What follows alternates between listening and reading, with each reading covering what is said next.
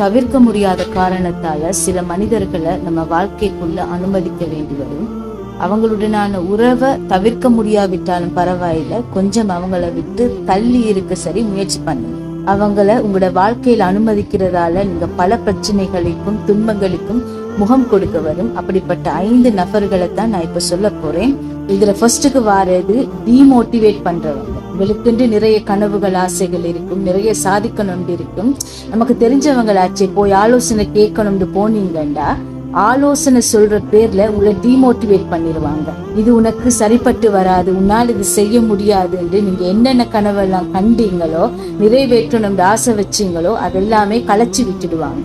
செகண்டா கம்ப்ளைண்ட்னஸ். ஒருத்தர் உங்ககிட்ட அவங்களுடைய கவலைகளையும் துன்பங்களையும் ஏதோ ஒரு நேரம் ஷேர் பண்றது வேற விஷயம், ஆனா இதுவே வார்த்தையாகவும் வாழ்க்கையாகவும் கொண்டவங்க இருக்கிறாங்க. எதுக்கு எடுத்தாலும் கம்ப்ளைண்ட். இவங்க ஒருபோதும் நிறைகளை பார்க்க மாட்டாங்க, குறைகளை மட்டுமே தேடுவாங்க. குறைகளை சொல்லி சொல்லி ஒரு கட்டத்துல உங்களையே நீங்களும் அப்படித்தாண்டி யோசிக்க வச்சிடுவாங்க. மூன்றாவது ஜெலசி பர்சன், அதாவது பொறாமைப்படுபவர்கள். உங்களோட நல்லா இருப்பாங்க, நல்லா பேசுவாங்க, ஆனா உங்களுடைய வெற்றி குறித்தோ முன்னேற்றம் குறித்தோ இவங்களோடு கலந்துரையாடும் போது பேசினிருந்த வாக்களே ஒதுங்கிடுவாங்க. ஏன் அவங்க அப்படி செய்யறாங்கண்டா உங்களுடைய வெற்றியை பொறுக்க முடியாம தான் அப்படி செய்யறாங்க. என்னதான் நீங்க பெரிய ஒரு சாதனையை செஞ்சுட்டு அவங்க கிட்ட போய் சொல்லும் போது இதுல என்ன பெரிய விஷயம் இருக்குதுன்னு உங்களையே மட்டம் தட்டி பேச தொடங்குவாங்க.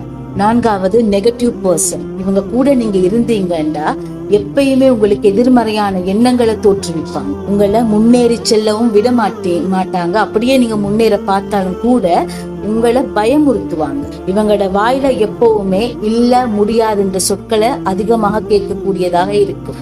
ஐந்தாவது டாக்ஸிக் பர்சன். நான் சொன்ன இந்த 4 விஷயங்களும் ஒரே மனிதருக்குள்ள இருந்தேன்டா அதுதான் டாக்ஸிக். அவங்க உங்க இடத்துக்கு வந்துட்டு போனாலே போதும் புதுவிதமான பிரச்சனைகள் உருவாக்கும், பேட் வைப்ரேஷன் ஒன்று உருவாகும்.